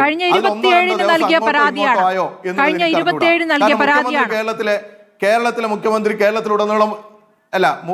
കേരളത്തിലുടനീളം ഇന്ന് ഈ പറയുന്ന ഇലക്ഷൻ പ്രചരണവും മറ്റു കാര്യങ്ങളിലും അതോടൊപ്പം തന്നെ വിദേശത്തൊക്കെ ഉള്ള സമയങ്ങളാണ്. എന്താ ഇതിൽ സംഭവിച്ചതെന്ന് എനിക്കറിയില്ല. ഒരു കാര്യം ഉറപ്പാണ്, പൊതുസമൂഹത്തിന് മുഖ്യമന്ത്രി വിശ്വാസമുണ്ട്. അത് അതിജീവിതമാർക്ക്, ഇരകൾക്ക് എല്ലാം നീതി കിട്ടുന്ന തരത്തിൽ ആർക്കാണോ നീതി ലഭിക്കേണ്ടത് അത് നീതി ലഭിച്ചിരിക്കും. ഹരീഷ് വാസുദേവൻ, ഇപ്പോൾ വിധിയിലെ ഉള്ളടക്കം വിധിയുടെ മുൻപ് തന്നെ ചോർന്നു എന്നൊരു പരാതി ഇപ്പോൾ അഭിഭാഷക അസോസിയേഷന്റെ പ്രസിഡന്റ് തന്നെ ചീഫ് ജസ്റ്റിസിന് അയച്ചിരിക്കുകയാണ്. അതിലെ ഒരു വാസ്തവം അങ്ങനെയാണ് അതിനെ കാണുന്നത്. ഇപ്പോൾ അതിനെ തള്ളിക്കൊണ്ട് അസോസിയേഷൻ രംഗത്ത് വരുന്നുണ്ട്. അസോസിയേഷൻ ആലോചിക്കാതെ എടുത്തൊരു തീരുമാനമാണ് എന്നാണ് പറയുന്നത്. ഒരു ഊമക്കത്ത് തനിക്ക് ലഭിച്ചു എന്നും അതിൽ എന്താണോ ഇപ്പോൾ 8-ാം തീയതി വന്നിരിക്കുന്ന വിധി അത് അതേപടിയാണ് അതിലുണ്ടായിരിക്കുന്നതടക്കമുള്ള കാര്യങ്ങളുണ്ട്.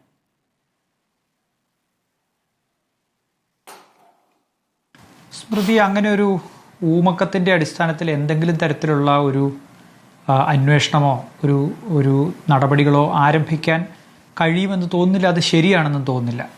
കാരണം ഒരാൾ ജഡ്ജിയെ ഉൾപ്പെടെ, അതായത് ഈ വിധി വരുന്നത് വരെ, ഈ വിധിന്യായം നമ്മൾ കാണുന്നത് വരെ അതിൻ്റെ ഉള്ളടക്കം അറിയാവുന്നത് അത് എഴുതിയ ജഡ്ജിക്ക് മാത്രമാണ്.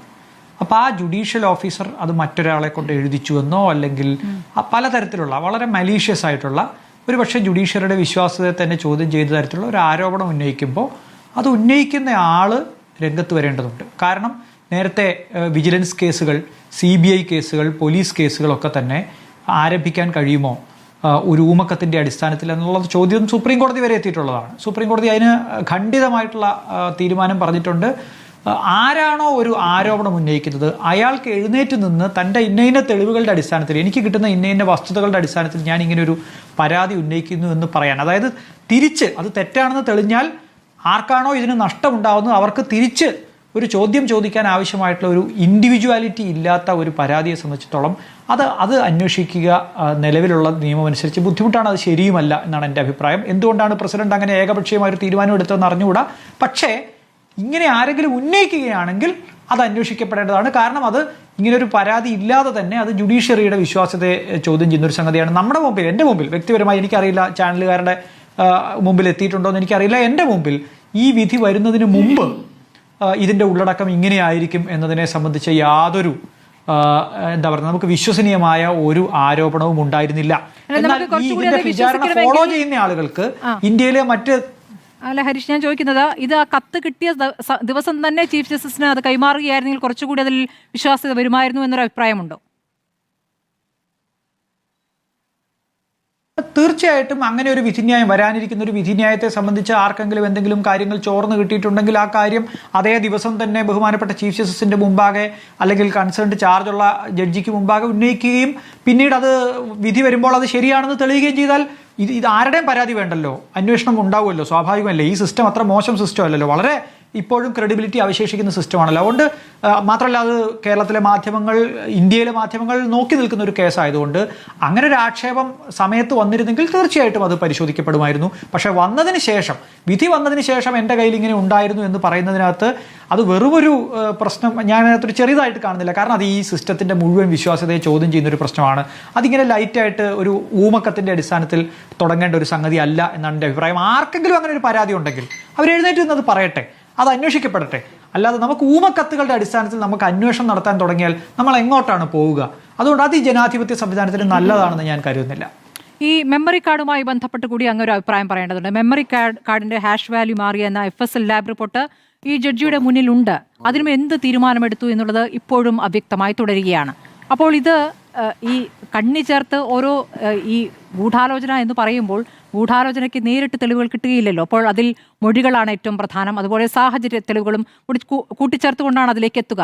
എങ്ങനെ എത്തി എന്ന് നമുക്കൊരു അനുമാനത്തിലേക്ക് എത്താൻ പറ്റാത്ത വിധത്തിലൊരു വിധിയായി ഇത് കാണേണ്ടി വരില്ലേ? ഇപ്പോൾ ഈ ഹാഷ് വാല്യൂ മാറിയതുമായി ബന്ധപ്പെട്ടൊക്കെ നിരവധി തെളിവുകൾ പുറത്തു വന്നതാണ്.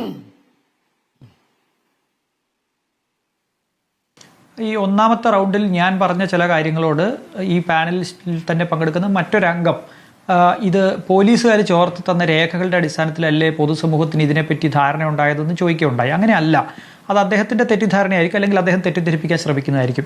എന്നെ പോലുള്ള അഭിഭാഷകർക്ക് ഇതുമായി ബന്ധപ്പെട്ട് സർക്കാർ കോടതിയിൽ കൊടുത്ത രേഖകൾ, അതുമായി അല്ലാതെയുള്ള രേഖകളൊക്കെ ഒരുപാട് വാട്സപ്പ് ഗ്രൂപ്പുകളിൽ ഇത് അറിയുകയും കിട്ടുന്ന ആളുകൾ, അതായത് ഇതുമായി ബന്ധപ്പെട്ട് പ്രവർത്തിക്കുന്ന ആളുകൾ തന്നെ ഇത് ചർച്ച ചെയ്യപ്പെടണമെന്ന് ആഗ്രഹിക്കുന്നവർ തന്നെ ഇത് രണ്ട് സൈഡും, ഞാൻ പറയുന്നത് ഇതിൻ്റെ രണ്ട് സൈഡുമുള്ള ആർഗ്യുമെൻറ്റ്സ് നമുക്ക് ലഭ്യമാണ്. പല വിധിന്യായങ്ങളും ഓപ്പൺ കോടതിയിൽ തന്നെ ലഭ്യമാണ്. അപ്പം അങ്ങനെ വരുമ്പോൾ ഹാഷ് വാല്യൂ മാറിയതുമായി ബന്ധപ്പെട്ടുള്ള ഒരു ഗുരുതരമായിട്ടുള്ള ആക്ഷേപം നമ്മുടെ കോടതി മുമ്പാകെ ഉണ്ട്. ഈ ഇരയ്ക്ക് നീതി കിട്ടിയില്ല, ഇതുമായി ബന്ധപ്പെട്ട് അവരുടെ റൈറ്റ് ടു പ്രൈവസി, അവരുടെ ഫണ്ടമെന്റൽ റൈറ്റ് വയലേറ്റ് ചെയ്യപ്പെട്ടു, അതിന് നമ്മൾ അവരോട് ക്ഷമ ചോദിക്കേണ്ടതാണ് എന്ന് വിധിച്ചത് ബഹുമാനപ്പെട്ട കേരള ഹൈക്കോടതിയാണ്. അത് നമ്മുടെ മുമ്പിലുണ്ട്. ആ വിധി ആരും ചോദ്യം ചെയ്തിട്ടില്ല. അപ്പം നമ്മൾ അവരോട് എന്നേ ഒരു സമൂഹം എന്നുള്ള നിലയ്ക്ക്, ഒരു സിസ്റ്റം എന്നുള്ള നിലയ്ക്ക് നമ്മൾ അവരോട് എന്നേ മാപ്പ് പറഞ്ഞു കഴിഞ്ഞു. അതുമായി ബന്ധപ്പെട്ട് ഇനി അവരെന്താണ് നേരിടാൻ പോകുന്നതെന്ന് പോലും നമുക്കൊരു ധാരണയുമില്ല. ഈ ചർച്ചയിൽ പങ്കെടുക്കുന്ന എനിക്കോ സ്മൃതിക്കോ മറ്റ് പാനലിസ്റ്റുകൾക്കോ നഷ്ടപ്പെടുന്നത് പോലെയല്ല. അതുകൊണ്ട് നമ്മൾ അവരെ ആ അർത്ഥത്തിൽ തന്നെ ഈ പറയുന്ന എല്ലാവരും ഇരകളോടൊപ്പം എന്ന് പറയുന്ന ആരും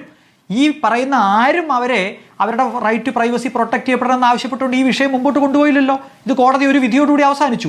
രണ്ടാമത്തെ കാര്യം, ഇങ്ങനൊരു റിപ്പോർട്ട് കിട്ടിയതിന് ശേഷം എന്തുകൊണ്ടാണ് വിചാരണ തുടങ്ങുമ്പോൾ പോലും ആ ജഡ്ജി ഇത് ബന്ധപ്പെട്ട പ്രോസിക്യൂട്ടറെ ശ്രദ്ധയിൽപ്പെടുത്താതിരുന്നത്? ഞാൻ സ്മൃതിയുടെ മുമ്പിലേക്ക് ഒരു കാര്യം കൂടി ഉന്നയിക്കാം.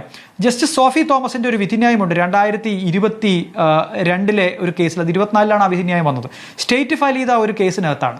അതായത് ദിലീപിന്റെ രണ്ടാമത്തെ ജാമ്യാപേക്ഷ അനുവദിച്ചതുമായി ബന്ധപ്പെട്ട് അത് ക്യാൻസൽ ചെയ്യണമെന്ന് ആവശ്യപ്പെട്ടുകൊണ്ട് പ്രോസിക്യൂഷൻ പോയൊരു കേസ് തള്ളിക്കൊണ്ടുള്ള വിധിന്യായത്തിൽ പറയുന്നത്, ചില പ്രത്യേക മെസ്സേജുകൾ ചില പ്രത്യേക സമയത്ത് ഡിലീറ്റ് ചെയ്തത് തെളിവ് നശിപ്പിക്കുന്നതിന്റെ ഭാഗമാണെന്നുള്ള സ്റ്റേറ്റിന്റെ വാദം അംഗീകരിക്കാൻ കഴിയില്ല. കാരണം ഡിലീറ്റ് ചെയ്യപ്പെട്ട മെസ്സേജുകൾ ഈ ക്രൈമുമായി ബന്ധപ്പെട്ടാണ് എന്ന് പറയാൻ കഴിയാത്തതുകൊണ്ട് അത് പറ്റില്ല എന്ന് ഈ കേസിന്റെ ട്രയൽ പൂർത്തിയാവുന്നതിന് എത്രയോ മുമ്പ് വിചാരണ കോടതി ജഡ്ജി അങ്ങനെ ഒരു പ്രിജുഡിസ്ഡ് ആയിട്ടുള്ള, മുൻവിധിയോട് കൂടിയിട്ടുള്ള ഒരു പരാമർശം ആ വിധിക്കകത്ത് നടത്തുന്നുണ്ട്. അത് നീക്കം ചെയ്യണമെന്ന് ആവശ്യപ്പെട്ടുകൊണ്ടാണ് സർക്കാർ പോയത്. അത് നീക്കം ചെയ്യപ്പെട്ടു ഹൈക്കോടതിയുടെ വിധിന്യായത്തിൽ. ഇത്തരം വാദഗതികളും ഇത്തരം വിധിന്യായങ്ങളും നമ്മുടെ മുമ്പിൽ നിൽക്കുമ്പോൾ ഇത്തരം സംശയങ്ങൾ നമ്മുടെ മുമ്പിൽ ബാക്കി ഉണ്ടാവുന്നത് പൊതുസമൂഹത്തിലുണ്ട്. അത് നിയമപരമായി അതിന് വേണ്ടത്ര പരിരക്ഷ കിട്ടിയോ, വേണ്ടത്ര ചർച്ച ചെയ്തോ, ജുഡീഷ്യറി ഇതിനോട് എടുത്ത സമീപനം എന്താണ് എന്നൊക്കെയുള്ളത് അക്കാഡമിക് ആയിട്ടുള്ള ഒരു ചോദ്യം കൂടിയാണ്. ചാനൽ ചർച്ചകളിലല്ല ഇത് തീരാൻ പോകുന്നത്. ഇത് കേരളത്തിലോ ഇന്ത്യയിലോ നിയമം പഠിക്കുന്ന LLM-നും അല്ലെങ്കിൽ PhD-ക്കും നിയമം പഠിക്കുന്ന വിദ്യാർത്ഥികൾ, ക്രിമിനൽ ലോ പഠിക്കുന്ന വിദ്യാർത്ഥികൾ ഇത് PhD തീസിസ് ആയിട്ട് എടുക്കും. എങ്ങനെയാണ് ഈ സിസ്റ്റം ഈ കേസ് കൈകാര്യം ചെയ്യുന്നതിന് എന്നതിനെ സംബന്ധിച്ച് ഇന്ത്യയിലെ നല്ല കോളേജുകളിൽ നല്ല യൂണിവേഴ്സിറ്റികളിൽ ഇത് സംബന്ധിച്ച് പേപ്പറുകൾ ഉണ്ടാവും. അങ്ങനെ പൊതുസമൂഹത്തിലും നിയമമേഖലയിൽ ഇത് സംബന്ധിച്ച് ചർച്ചകൾ നടക്കും. അപ്പം അങ്ങനെ ഇത് മുമ്പോട്ട് പോകും. ഒരു വശത്തു കൂടി നമ്മൾ എത്രയോ കേസുകളുടെ അട്ടിമറികൾ നമ്മൾ കണ്ടതാണ്. എത്രയോ ആളുകൾ ഇപ്പോഴും നമ്മൾക്കിടയിൽ, എനിക്കും നിങ്ങൾക്കും ഇടയിൽ, സമൂഹത്തിൽ തെറ്റ് ചെയ്തിട്ട് തെളിവുകളുടെ അഭാവത്തിൽ വിട്ടുപോയിട്ടുള്ള ആളുകൾ നമ്മുടെ ഇടയിൽ ജീവിക്കുന്നുണ്ട്. ഇതെല്ലാം ഉൾപ്പെട്ടതാണ് ഈ സമൂഹം. ഇതൊരു വളരെ 100% ക്ലിയർ ആയിട്ടുള്ള സമൂഹമൊന്നുമല്ല. അതുകൊണ്ട് തന്നെ അപ്പീൽ കോടതികളിൽ ആശയർപ്പിച്ചാണ് ആളുകൾ മുമ്പോട്ട് പോകുന്നത്. ആ അർത്ഥത്തിൽ മാത്രമേ നമുക്ക് ഇത് സമഗ്രമായി മാത്രമേ നമുക്ക് ഇത്തരം കേസുകളെ കാണാൻ പറ്റുള്ളൂ. നമുക്ക് ബ്ലാക്ക് ആൻഡ് വൈറ്റ് ആയിട്ട് മാത്രം കാണാൻ പറ്റില്ല. ഒരാൾ കുറ്റവാളി ആണെന്നോ അല്ലെന്നോ കാണാൻ പറ്റില്ല. ശരി, ശ്രീ രാജു പി നായർ, സമയം കുറവാണെന്ന് അറിയാം. വസീഫ് ഉന്നയിച്ച ചോദ്യങ്ങൾക്ക് എനിക്ക് മറുപടി നൽകാം. അതിന് കുറച്ച് സമയം വേണം. കാരണം ഒന്ന്, അതിനകത്ത് ഒറ്റ കാര്യം, ഞാൻ അധികം രാഷ്ട്രീയ ആരോപണങ്ങളിലേക്കൊന്നും പോകുന്നില്ല, നേരത്തെ മാത്രം. ഒന്ന്, ഞാൻ ഉന്നയിച്ചത് കോടിയേരി ബാലകൃഷ്ണൻ, അതുപോലെ തന്നെ ആന്റണി രാജു, EP ജയരാജൻ 3 പേര് ഇത് സംബന്ധിച്ച് അതിജീവിതക്കെതിരെ സ്റ്റേറ്റ്മെന്റ് കൊടുത്തിരുന്നതാണ്. കോടിയേരി ബാലകൃഷ്ണൻ മരണപ്പെട്ടു, ശരി, ആയിക്കോട്ടെ. ആന്റണി രാജു ഇപ്പൊ കയറി വിളിച്ചു, അത് ഒരു ശ്വാസത്തിൽ തന്നെ 3 പ്രാവശ്യം അദ്ദേഹം നിലപാട് മാറ്റി. ഞാൻ ഇതുവരെ പ്രതികരിച്ചിട്ടില്ല എന്ന് പറഞ്ഞു, അതിനു മുമ്പ് ഞാൻ ചർച്ചയ്ക്ക് ഇരുന്നിട്ടില്ല എന്ന് പറഞ്ഞു, എന്തായാലും നിലപാട് മാറ്റി. ഇനി EP ജയരാജനുണ്ടല്ലോ, അദ്ദേഹം കൂടി ഇത് നിഷേധിക്കട്ടെ, വേണമെങ്കിൽ അതിനനുസരിച്ചുള്ള ബൈറ്റ് ഉൾപ്പെടെയുള്ള മറ്റു കാര്യങ്ങൾ ഞങ്ങൾ തരാം. കോടിയേരി ഒരു UDF കൺവീനറുടെ സ്റ്റേറ്റ്മെന്റ് എടുത്താണല്ലോ വസീഫ് മുഴുവൻ പറയുന്നത്. ഈ LDF കൺവീനർ ആയിരുന്ന സമയത്താണ് EP ജയരാജനെ അധിക്ഷേപിച്ചത്. അത് രാഷ്ട്രീയ അദ്ദേഹം പറഞ്ഞു. ഭീഷണിയുടെ സ്വരമൊന്നും വേണ്ട, തരാന്ന് പറഞ്ഞില്ലേ? ഇതെന്താ ഇങ്ങനെ സംസാരിക്കുന്നത് വസീഫ്? പിന്നെ മര്യാദക്കല്ലേ ചർച്ച നടത്തിക്കൊണ്ടിരിക്കുന്നത്? അല്ല, നന്നായിട്ടില്ല സംസാരിച്ചുകൊണ്ടിരിക്കുന്നത്. അല്ല, ഞാൻ തരാന്ന് പറഞ്ഞല്ലോ. അല്ല, ഇങ്ങനെയാണ് ഒരു കാര്യം ചോദിക്കുക. ഇങ്ങനെയാണ് ഒരു കാര്യം ചോദിക്കുക. നമ്മൾ സമാധാനമായിട്ടാണ് ഇതുവരെ ചർച്ച നടത്തി. ഈ അവസാന ഘട്ടത്തിൽ ഇങ്ങനെ ഭാഷ വേണ്ടെന്നേ. ഈ അടവിന് വീടല്ലേ ഈ അടവിന് വഴിവെച്ചു കൊടുക്കല്ലേ ഞാൻ എന്റെ കാര്യം മുകേഷിനെതിരെ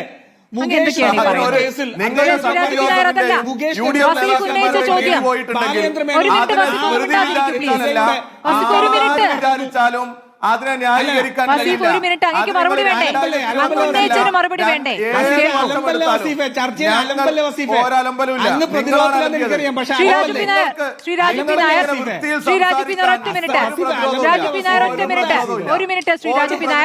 രണ്ടാമത്തെ പരാതി രാഹുൽ മാങ്കൂട്ടവുമായി ബന്ധപ്പെട്ട രണ്ടാമത്തെ പരാതി ഞങ്ങൾ നേരിട്ട് DGPക്ക് കൈമാറി എന്നുള്ളതാണല്ലോ ഏറ്റവും പ്രധാനപ്പെട്ട ഒരു തീരുമാനമായി, നിങ്ങളുടെ ഒരു നിലപാടായി നിങ്ങൾ എടുത്തു പറഞ്ഞുകൊണ്ടിരുന്നത്. ആ പരാതി നേരിട്ടതാ ഞങ്ങൾ കയ്യിൽ വെച്ചില്ല, അതാ DGPക്ക് കൈമാറിയെന്ന്.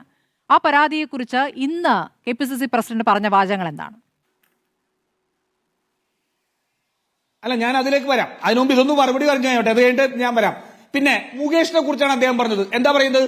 മുകേഷിനെതിരെ പരാതിക്കാരിയെ സംബന്ധിച്ച് ബാലചന്ദ്ര മേനോൻ തന്നെ പറഞ്ഞിട്ടുണ്ട്, വസീഫ് CPM വിട്ടിട്ട് പോയിട്ട് ഓൾ കേരള മെൻസ് അസോസിയേഷൻ വക്താവാണ്. മനസ്സിലായില്ലേ? ഓൾ കേരള മെൻസ് അസോസിയേഷൻ വക്താവാണ്. കാരണം ഞാൻ കോൺഗ്രസ് ആണ്. ഞാൻ കോൺഗ്രസ് ആയത് കോൺഗ്രസ് എടുത്ത 2013 നിയമമാണ്.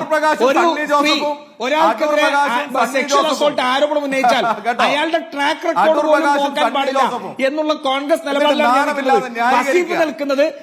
വട്ടിയൂർക്കാവ് രാഹുൽ ഈശ്വറിന്റെയും നിലപാടിലാണ്. മൂന്നാമത്തെ കാര്യം, മുകേഷിനെതിരെയുള്ള കേസ് ഉണ്ടായിരുന്നു. ഇന്നത്തെ വനിതാക്ഷേമ വകുപ്പ് മന്ത്രിയുടെ ഭാര്യയെ ഇന്റർവ്യൂ ചെയ്തോ പറഞ്ഞത് രാഹുലിനെതിരെയുള്ള നിർബന്ധിത ഗർഭഛിദ്രം മരുന്ന് കൊടുക്കുക. ഞാൻ വയറിരിക്കുമ്പോ ഗർഭിണിയായിട്ടിരിക്കുമ്പോ നിങ്ങൾ ന്യായീകരിക്കാത്ത ഒരു കേസിൽ നിങ്ങൾ പിന്നെ എന്തിനാണ് രാഹുൽ മാങ്കൂട്ടത്തിന്റെ കാര്യത്തിൽ താരതമ്യം നടത്തുന്നത്? ശ്രീരാജ് പി നായർ, രാഹുൽ മാങ്കൂട്ടത്തിന്റെ കാര്യത്തിൽ നിങ്ങൾ എന്തിനാണ് ഈ താരതമ്യം നടത്തുന്നത്? നിങ്ങളുടെ പാർട്ടിയിൽ ഇപ്പോഴില്ല എന്ന് പറയുന്ന ആൾക്ക് വേണ്ടി, ശ്രീരാജ് പി നായർ, നിങ്ങളുടെ പാർട്ടിയിൽ ഇപ്പോഴില്ല എന്ന് നിങ്ങൾ പറയുന്ന ഒരാൾക്ക് വേണ്ടി എന്തിനാണ് ഈ താരതമ്യം നടത്തുന്നത്? ശ്രീരാജ് പി നായർ, ഒറ്റ കാര്യം പറയൂ. ഈ രണ്ടാമത്തെ പരാതി നിങ്ങൾ നേരിട്ട് DGPക്ക് കൈമാറും. ഇന്നെന്തിനാണ് ആ കാര്യത്തിൽ മറ്റു നിലപാടെടുത്തത്? ഇന്ന് രാഹുൽ മാങ്കൂട്ടത്തിൽ നിന്ന് ജാമ്യം ലഭിച്ചു. വസീഫ് കേൾക്കണ്ടേ മറുപടി? വസീഫ് എന്തിനാണ് ഈ ബഹളമാക്കുന്നത്? കേൾക്കുക, അത് കേൾക്കണ്ടേ? മറുപടി പറയട്ടെ, മറുപടി പറയട്ടെ. ഈ നാട്ടിലെ ബലാത്സംഗികളെ മുഴുവൻ സംരക്ഷിക്കുന്ന ആളാണ് പിണറായി വിജയൻ. ബലാത്സംഗികളുടെ കൈ ഉയർത്തി എന്റെ പിന്തുണ നിങ്ങൾക്കാണ്, ഇനിയും നന്നായി ചെയ്യൂ. ഒരു KPCC അധ്യക്ഷൻ എന്ന് പറഞ്ഞതിനെ കുറിച്ച് അങ്ങ് പറയൂ. വീട്ടിലോ KPCC ഓഫീസിലോ പറഞ്ഞാൽ മതി. അത് വളരെ കൃത്യമല്ലേ? അത് വളരെ കൃത്യമാണ്. എന്താണ്? KPCC അയച്ച അങ്ങനെ പരാതിയിൽ പിണറായി വിജയനെ ഈ പറയുന്ന തോന്നിവാസം പേര് നിങ്ങൾ പോലും KPCC ഇല്ലായിരുന്നു. ഓഫീസിലോ അങ്ങനെ മറ്റോ പേര് പറഞ്ഞാൽ പോലും മതി. ഇല്ലാതെ ആദ്യം നിങ്ങളുടെ മീഡിയക്ക് KPCC അയച്ചത് വന്നത് പ്രസിഡന്റ് ഇന്ന് പറഞ്ഞ രാജ്യ നാണമില്ലാത്ത പ്രതിനിധികളെ കെണിയായിരുന്നു നാണംകെട്ട എന്ന് അദ്ദേഹത്തിന് സ്റ്റേറ്റ്മെന്റിനെ തോന്നി. കുറിച്ച് പറഞ്ഞു. ഞങ്ങളെന്ത് ചെയ്ത് നിയമപരമായ ബാധ്യത ഞങ്ങൾ എടുത്തല്ലോ. അത് പറ. സ്മൃതിക്ക് അല്ല, അങ്ങനെയാണെങ്കിൽ ആ കത്ത് അങ്ങോട്ട് കൊടുത്തു കഴിഞ്ഞാൽ എന്തുകൊണ്ടാണ് നിങ്ങൾ കൊടുക്കുന്നത്? എന്തുകൊണ്ടാണ് നിങ്ങൾ ആ പരാതി നിങ്ങൾ പാർട്ടിയിൽ പരിഹരിക്കാൻ ഉദ്ദേശിക്കുന്നില്ല? അത് പോലീസിന് കൈമാറുന്നു എന്ന നിലപാടാണല്ലോ പറഞ്ഞത്. അങ്ങനെ പറഞ്ഞവർ ഇന്നിപ്പോൾ ആ പരാതിയെ കുറിച്ച് അങ്ങനെയല്ല സംസാരിക്കുന്നത്. അതാണ് ചോദിച്ചത്. നാണം കെട്ട ന്യായീകരണം നടത്തുന്ന ആ കോൺഗ്രസ് പരാതി പോലീസിന് കിട്ടിയിട്ട് അന്വേഷിച്ച് അയാൾക്ക് സ്മൃതി, ഒരു കാര്യം പറഞ്ഞോട്ടെ, ഞാനൊന്ന് പറഞ്ഞോട്ടെ സ്മൃതി.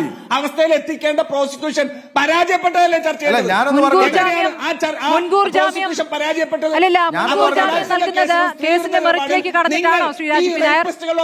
അല്ലല്ല, മുൻകൂർ ജാമ്യം നൽകുന്നത് കേസിന്റെ മെറിറ്റിലേക്ക്. ദിലീപിന്റെ കേസിലും മുകേഷിന്റെ കേസിലും ഉൾപ്പെടെ വളരെ കൃത്യമായിട്ട് മനസ്സിലാവുന്നതാണ്. അല്ല, ഞാൻ ഒറ്റ കാര്യം ചോദിക്കട്ടെ ശ്രീ രാജീവ് നായർ, അതായത് ഇപ്പോൾ ഈ മുൻകൂർ ജാമ്യത്തിന്റെ കാര്യത്തിൽ ഈ പറയുന്ന രാഹുൽ മാങ്കൂട്ടത്തിന് അനുകൂലമായ തീരുമാനം കോടതിയിൽ നിന്ന് വരികയാണ് എന്ന് പറയുകയാണെങ്കിൽ ഇനി അങ്ങോട്ട് അത് നോക്കിയ ശേഷം വീണ്ടും പാർട്ടിയിലേക്ക് വരാനുള്ള ഒരു സാഹചര്യം കൂടി ഒരുക്കുമെന്നാണോ അങ്ങയുടെ ഈ വാക്കിൽ നിന്ന് മനസ്സിലാക്കേണ്ടത്? സ്മൃതി, ഇന്ന് നിങ്ങൾ കെ മുരളീധരനോട് ഈ ചോദ്യം ചോദിച്ചല്ലോ. കെ മുരളീധരൻ എന്താ പറഞ്ഞത്? VD സതീശോട് ചോദിച്ചല്ലോ, എന്താ പറഞ്ഞത്? ഇന്നും പറഞ്ഞത് ഞങ്ങളുടെ ബോധ്യത്തിന്റെ അടിസ്ഥാനത്തിലെടുത്ത തീരുമാനമാണ്. ഈ രാജ്യത്തെ നിയമവാഹത്തിൽ പോലീസ് കിടക്കുന്ന ഒത്തുകളിക്കല്ല. ഞങ്ങളുടെ ബോധ്യത്തിലെടുത്ത തീരുമാനം ഒരു ഘട്ടത്തിലും മാറ്റാൻ പോകുന്നില്ല. അത് വളരെ അസന്ദിഗ്ധമായിട്ട് പറഞ്ഞു കഴിഞ്ഞു. മനസ്സിലായില്ലേ? പക്ഷെ കേരളത്തിലെ പോലീസ് ഇന്ന് അവർക്ക് എല്ലാ അവസ്ഥയും സാഹചര്യവും ഉണ്ടാക്കി കൊടുത്തോണ്ടിരിക്കുക. KPCC കിട്ടിയ പരാതി കൊടുത്തിട്ട് പോലും കൃത്യമായി അന്വേഷിച്ച് ആ ആളെ ജാമ്യം ലഭിക്കുന്ന അവസ്ഥയിലേക്ക് എത്തിച്ചത് കേരളത്തിലെ പ്രോസിക്യൂഷൻ. അദ്ദേഹത്തെ 14 ദിവസമായിട്ട് അറസ്റ്റ് ചെയ്യാൻ കഴിയാത്ത കഴിവുകെട്ട പോലീസ് കേരളത്തിലെ പോലീസല്ലേ? ശരി, ഞങ്ങളാണോ രാഹുലിനെ പിടികൂടാത്ത ഞാൻ പറഞ്ഞുതരാം. പറയൂ. ഞാൻ പറയാം. നാട്ടിലാകെ ഗർഭമുണ്ടാക്കി ഗർഭചിത്രം നടത്തി ആ കുഞ്ഞുങ്ങളെ കൊന്നിട്ട് KC വേണുഗോപാൽ എന്ന് പറയുന്ന നിങ്ങളുടെ നേതാവ് ഉൾപ്പെടെയുള്ള സംഘം കർണാടക പോലെയുള്ള നിങ്ങളുടെ പൂർണ്ണമായ ഭരണ സംവിധാനം ഉപയോഗപ്പെടുത്തി ഒളിവിൽ താമസിപ്പിച്ച് വലിയ പണം കൊടുത്ത കോടതിയിൽ ഇടപെടാൻ ശ്രമിക്കുന്ന നിങ്ങളാണ് ന്യായീകരിക്കുന്നത്. എന്നിട്ട് പൊളിറ്റിക്കൽ മോട്ടിവേറ്റഡ് ആണ് എന്ന് പറയാം. നിങ്ങൾക്ക് ക്രിമിനൽ ഇപ്പൊ ആർക്കാ കിളി പോയത്? നിങ്ങളുടെ കിളി ഇപ്പൊ പോയോ? നിങ്ങൾക്ക് ഞാൻ പറയുമ്പോ കിളിയില്ലേ? എന്റെ കിളി പോയോ അല്ലെ തല പോയോ? ഉപേക്ഷിച്ച ആൾക്ക് നിങ്ങൾ എന്നോട് പറയാൻ നിങ്ങളെ കിളി പോയോ? പ്രോസിക്യൂഷൻ പോലും പരാജയപ്പെട്ടു ജാമ്യം ലഭ്യമാക്കുന്ന പോലീസാണെങ്കിൽ എവിടെയാണ് സ്ത്രീ സുരക്ഷ? എവിടെയാ സ്ത്രീ സുരക്ഷ? പോയോ? KC വേണുഗോപാലും ഷാഫി പറമ്പിലും അടങ്ങുന്ന സംഘം കർണാടക ഉൾപ്പെടെയുള്ള നിങ്ങൾ ഭരിക്കുന്ന കർണാടക പോലീസിന്റെ ചിറകിനടിയിലാണ്. അതെ, കേരള പോലീസിനെ ഉൾപ്പെടെ കൺവെട്ടിച്ച് കർണാടകയിൽ ഇവരുടെ ഭരണ സംവിധാനത്തിന്റെ തണലിൽ KC വേണുഗോപാലും ഇവരുടെ ഉന്നത നേതൃത്വവും എന്നിട്ട് തിരിച്ചു കൊണ്ടുവരാൻ അതെ ഇത്രയും ദിവസം പോലീസിനെ കണ്ടെത്താൻ പറ്റില്ല.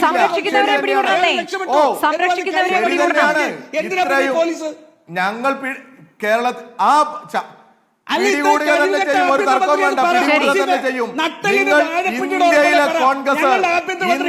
കോൺഗ്രസ് ഒന്നടങ്കം അതെ നാട്ടിലെ കുഞ്ഞുങ്ങളെ കൊല്ലുന്നവരെ സംരക്ഷണം കൊടുക്കാൻ ഏതാണ്ട് വ്യക്തമാവുകയാണ്. വളരെ നമ്മുടെ സമയം കഴിഞ്ഞുകൊണ്ടാണ്. വളരെ നന്ദി Shri Waseef, Raju P Nair, Saji Nandiyatt, advocate Harish Vasavan, G Deepesh ചർച്ചയിൽ പങ്കെടുത്തൻ.